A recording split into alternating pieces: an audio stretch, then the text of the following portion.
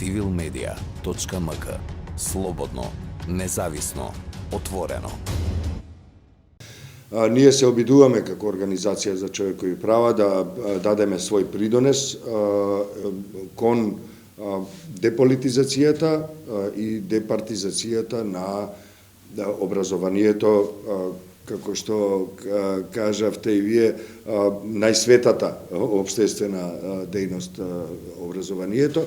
Во рамките на проектот Европски перспективи следно ниво, ние имаме цела една проектна компонента во која се обидуваме да дадеме свој придонес во рамките на процесот за реформи во образованието со фокус на основното образование во доменот на промоција на мултикултурализмот и борбата против национализмот, но секако ги опфаќаме и пошироко сите прашања кои се во врска со оваа област. Колку што можеме. Јас секако дека секогаш кога имаме ваква тема, адреналинот е повишен. На самиот почеток на излагањето на професорката Најчевска, кога кажа политиката мора да биде во образованието, да, се согласувам, но во едно општество какво што е македонското. Политиката пред се подразбира партиска политика, за жал. Тоа е една трагедија која е континуирана и која има длабоки последици секојдневни врз развојот на општеството и на демократијата воопшто, така што да, се согласувам, политиката треба да остане, меѓутоа политизацијата, односно политичките партии мораат да излезат од образованието, се разбира, за тоа ќе кажувам повеќе ако има простор. Тоа околу политизацијата, односно партизацијата и нивната, нели, и борбата против тоа е всушност терминолошко прашање. Ако зборувате на англиски јазик, ќе кажете деполитизација. Голема разликата меѓу термините партизација и политизација или политика и партија, од која сме корените ги? Зависи од тоа која литература читате, што преведувате и што подразбирате под преводот. Ако кажете политизација на англиски јазик, тоа подразбира учество, односно влијание на да, имено, и влијание на политичките партии и политичарите во одредена дејност, во случајот во образованието. Ако зборувате или читате на германски јазик, тогаш таму имате малку по директна, попрецизна терминологија, каде што тоа е прекрасен јазик секако, така што таму има и посебен збор за политизација и посебен збор за партизација. Ако преведете од германски јазик, тогаш имате баш партизација, односно департизација. Зборуваме кај нас за партизација, се извинувам, главно мислиме на кадровската политика, од Так, хиерархија, од нагоре, имено, од линките до факултетите и од таму надоле. Така е чувството барем на граѓани. Да, со други зборови, Иванов, вие имате општество кое се што подразбира политика всушност се ограничува на влијание, односно дејствување на одредени центри на моќта, на лимитирани бројки на луѓе кои заобиколувајќи ги или злоупотребувајќи ги демократските стандарди и принципи во едно општество, ги наметнуваат своите идеолошки, политички па и финансиски интереси во одредени процеси. Ако зборуваме за самата тема, е уште едно малку поблиско објаснување за тоа како јас лично разбирам денешната средба, односно денешната тема. Јас би рекол дека можеме дури да одиме уште подлабоко во фокусирање, во изострување на фокусот на темата, а тоа е департизација на училницата, ако сакате, во најдиректна смисла на зборот. И јас тука би сакал да се обидам да најдам една паралела која се однесува на едно историско доба, кое за жал ден денеска уште го помнат некои од нашите најстари сограѓанки и граѓани. И тоа е наци времето. Знаете, во времето на нацизмот секој наставник што работел во училишта морал да се приклучи на така наречената лига на учителите или лига на наставниците на национал-социализмот. Значи, тие не отишле до тоа да... И потоа тие се приклучувале на партијата. Меѓутоа имало две скалила, каде што, ако сакате да бидете наставник, вие сте морале да и припаѓате на таа лига на национал-социјалистички наставници. А преку таа лига, која работела стриктно под налогот на НСДП,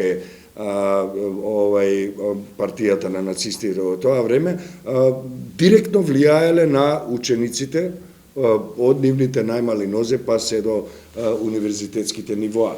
И тоа е една индоктринација политичко-идеолошка која била толку систематска, толку строга, толку забетонирана, што навистина ретко кој може и да го замисли тоа. Имавме ние, да, имено сталинизмот во времето на сталинизмот исто, идентично се работело, не верувам дека имало некоја разлика посебна, освен во пристапи и имиджи, соодветни на општествените и на културните разлики што ги имаат. Многу помеко, далеку помеко тоа се гледа во времето на Југословенската федерација, меѓутоа сепак таа индоктринација била присутна. Многу луѓе велат дека е тоа најдобриот начин, односно најдобрата индоктринација што била, не е битно, сега да не го коментираме тој дел. Мене, кога размислувам за оваа тема, навистина ме тера да отидам таму како тој начин на партизација, односно однесување на една политичка структура, ја реформира, односно деформира демократската слика за едно општество, и тоа најлесно и најбрзо, за жал и со најтрагични последици, можете да го направите со интервенција во образованието, ваква интервенција на образованието. И знаете, и гледаме еден период исто така во новата македонска историја, во која без многу да се обидуваме да внесуваме огради и да бидеме фини и благи, мора да кажеме дека сличен еден таков период имавме во период 2006-2016 во нашата земја, во која едноставно тоа допрва треба и научниците да се обидат, и новинарките и новинарите да се обидат да откријат бројки. Не верувам дека тоа наскоро ќе се случи, меѓутоа од она што е познато, знаеме рапиден скок на зачленувањето на наставниот кадар во тогаш владеачката партија. Едноставно, вие не можевте, и тоа го зборувам врз основа на бројни сведоштва кои организацијата во која работам ги има собирано, не можете да се вработите ако не станете член на политичката партија на власт. Химни пред почеток на школската година, како што има во соседна Србија, нели? Например, да. Но на многу... Јас мислам дека сепак забегавме и до толку во тоа време, заради тоа што кои се последици од тоа. Последиците од партизацијата во наставниот кадар. Имате последица, прво, едно тотално менување ретроградно на образовната материја која им е предавана на наставниците. Меѓутоа, уште е нешто многу поважно, а тоа е наставниот кадар, охрабрен за тоа што една силна политичка структура на власт, со сите полуги на државата заробени од партијата, чувствувајќи ја заштитата, тие, освен тоа што ја спроведувале политичко-идеолошката индоктринација на своите ученици, тие исто така се впуштаа и во други активности, кои се граничат и со криминал. Мала интервенција, дел од тој кадар, сепак имавме и послободоумни, нели, кои гласно се и во шарена револуција и форуми и така натаму. Таму сакам да интервенирам. Еден дел. Точно така. Точно така. Еден дел, тоа сакав и да го спомнам. Зашто го знаеме, како го знаеме ова? него затоа што некој проговори. Имаше многу свесни и совесни наставници кои доаѓаа во цивил и ни кажуваа што се случува. Учеснички на оваа дебата. Ни кажуваа имено, ни кажуваа што се случува во ходниците, во коридорите, во професорските канцеларии, на сите нивоа, и основно, средно и високо училиште.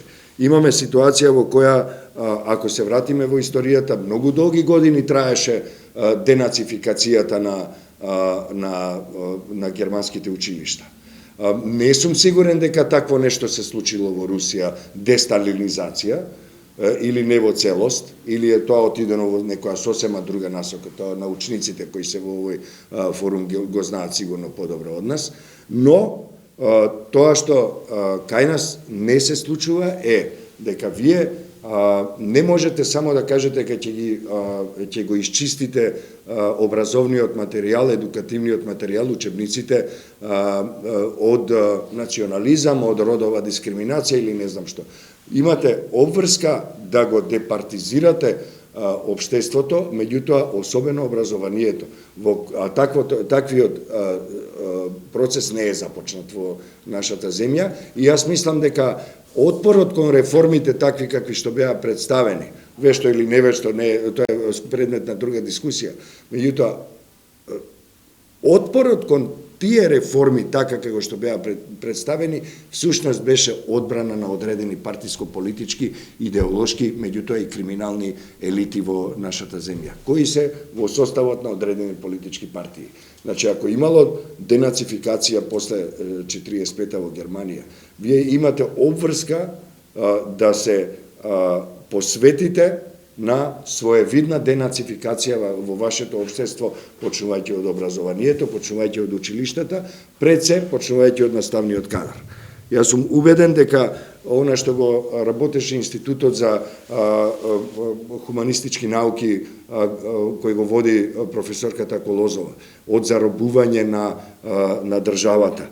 Јас би го нарекол ослободување на државата од организираните структури кои системот го злоупотребуваат за политичко-криминални интереси и действија. Тоа е ситуација во која вие во образованието, за да го замаскирате собствениот тоталитарен елитистички момент во таа тогашната режимска структура и клика, вие најлесно, најевтино, податливо за обликување, можете да го промовирате семето на ултранационализмот, на расизмот, на дискриминацијата по сите други основи, и на родова, и на друга, на сексуална ориентација и така натаму, на социјална, ако сакате. Вие имате генерации излегува од тие училишта кои не само што се националисти, туку се и родово несензитивни, кои ги мразат LGBTI заедниците, кои ги мразат сиромашните, дури кога се самите сиромашни, ги мразат сиромашните, го мразат сиромаштото или го мразат скромниот живот и се фасцинирани од сјајот на моќниците кои со сила и со насилство и со понижување владеат во општествениот дискурс на било кое ниво. Меѓу другото и тоа. Останувам убеден дека партизацијата е генератор на неквалитетните кадри и на неквалитетното образование, токму заради тоа што вие преку таквото инфилтрирање, односно интрузија во образовниот систем, генерирате необразовани генерации кои се склони кон слепо верување на одредени идеи, односно пораки кои ги имаат тие политички партии. Заради тоа партизацијата всушност генерира послушни наставни кадри кои попрво гледаат да ја задоволат директивата од партијата. Во овој случај навистина не е важно за која партија. И им останува малку време од животот, нели во текот на еден ден, да посветат прво на својата мисија како образовни кадри, а потоа и на собствената надградба интелектуална, за да можат утре да бидат уште подобри. Својата партија за себе како грб немаат потреба од додатна едукација. Имено, и заради тоа политички партии, политичките партии, нели, наставниот кадар има право да си, тоа е уставно право да биде член на политичка партија. Меѓутоа, политичките партии мораат да го исклучат образованието од агендата таа што ја имаат сега. Да интервенираат во кадровската политика и да интервенираат во секојдневието на наставниците, на наставниот кадар, визави учениците и нивните родители. Да престане пропагандата во училиштата. Департизацијата се разбира се однесува на тоа. Уставно право е наставниот кадар да си биде во една или во друга или во трета политичка партија. Проблемот настанува таму кога се партизира самото образование, односно самиот процес на едуцирање, на образование на учениците, студентите и така натаму. До наставните програми мислите? Не зборувам само, зборувам за тоа дека политичките партии преку своите краци, тоа се наставниот кадар, и се разбира преку оние кои ги пишуваат учебниците, и ги изработуваат наставните програми и во наставните активности, па се шетаа на времето и деца со смешни шлемови, штитови, тоги и копја. Да не зборувам за цркви, џами, веронауки и 300 чуда. Да не зборувам за криминалното поведение на еден дел, за среќа помал од наставниот кадар и воопшто од целиот систем. За сето тоа, постои политичка одлука внатре во политичките партии да се каже ке се влијае на образованието преку учебници, наставници, наставни програми, воннаставни активности и така натаму, за ние да ја наметнеме нашата доктрина, нашите интереси, кои најчесто не се ни идеолошки, туку се класично лукративни и криминални интереси, не е битно. Тоа е најголемиот проблем со кој ние се соочуваме. И затоа вие имате неквалитетни кадри, затоа што ќе стават послушник, а не некој што е квалитетен, некој што држи до интегритетот и до достоинството. Civilmedia.mk. Слободно, независно, отворено.